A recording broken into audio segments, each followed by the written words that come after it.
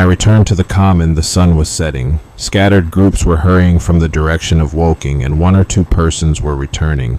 The crowd about the pit had increased, and stood out black against the lemon yellow of the sky. A couple of hundred people, perhaps. There were raised voices, and some sort of struggle appeared to be going on about the pit. Strange imaginings passed through my mind. As I drew nearer, I heard Stent's voice. "Keep back! Keep back!" A boy came running towards me. "It's a movin'," he said to me as he passed. "A screwin' and a screwin' out. I don't like it. I'm a-goin' home, I am." I went on to the crowd. There were really, I should think, 200 or 300 people elbowing and jostling one another, the one or two ladies there being by no means the least active. "He's fallen in the pit!" cried someone. "Keep back!" said several. The crowd swayed a little, and I elbowed my way through. Everyone seemed greatly excited. I heard a peculiar humming sound from the pit. "I say," said Ogilvy, "help keep these idiots back. We don't know what's in the confounded thing, you know." I saw a young man, a shop assistant in Woking, I believe he was, standing on the cylinder and trying to scramble out of the hole again. The crowd had pushed him in. The end of the cylinder was being screwed out from within.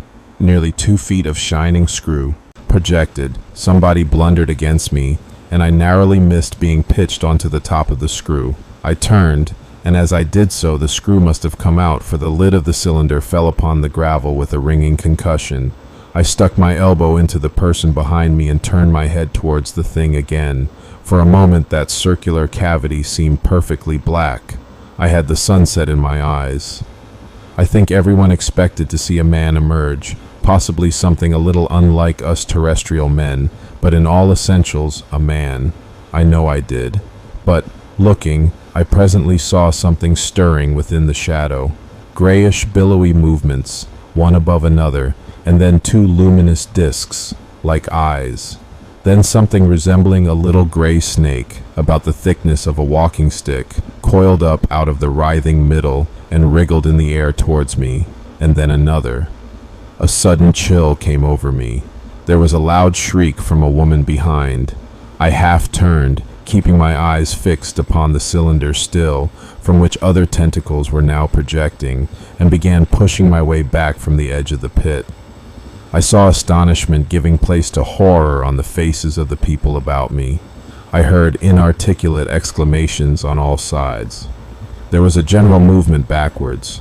I saw the shopman struggling still on the edge of the pit. I found myself alone, and saw the people on by the other side of the pit running off, Stent among them. I looked again at the cylinder. An ungovernable terror gripped me. I stood petrified and staring. A big, grayish, rounded bulk, the size, perhaps, of a bear, was rising slowly and painfully out of the cylinder. As it bulged up and caught the light, it glistened like wet leather. 2 large, dark-colored eyes were regarding me steadfastly. The mask that framed them, the head of the thing, was rounded, and had, one might say, a face. There was a mouth under the eyes, the lipless brim of which quivered and panted and dropped saliva.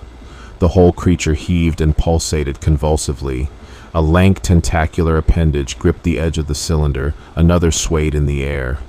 Those who have never seen a living Martian can scarcely imagine the strange horror of its appearance.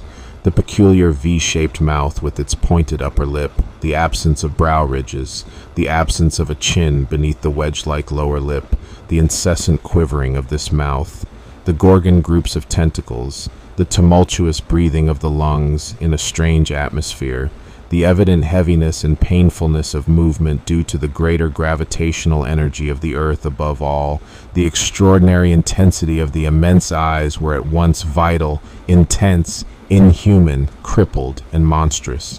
There was something fungoid in the oily brown skin, something in the clumsy deliberation of the tedious movements unspeakably nasty.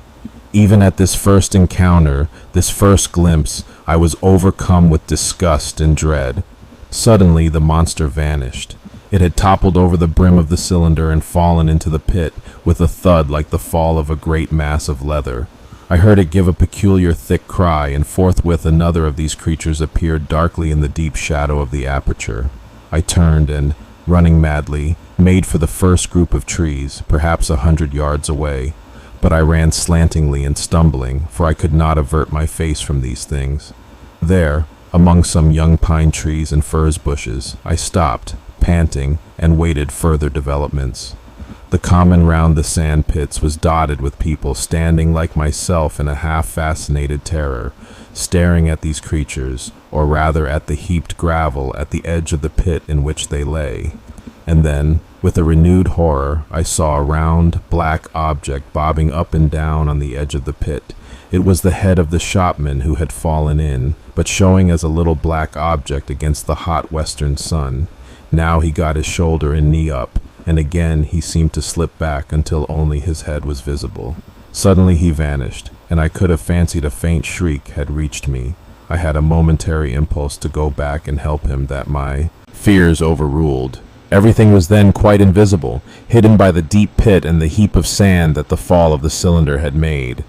Anyone coming along the road from Chobham or Woking would have been amazed at the sight. A dwindling multitude of perhaps 100 people or more, standing in a great irregular circle, in ditches, behind bushes, behind gates and hedges, saying little to one another, and that in short, excited shouts, and staring hard at a few heaps of sand. The barrow of ginger beer stood, a queer derelict, black against the burning sky, and in the sand pits was a row of deserted vehicles with their horses feeding out of nose bags or pawing the ground.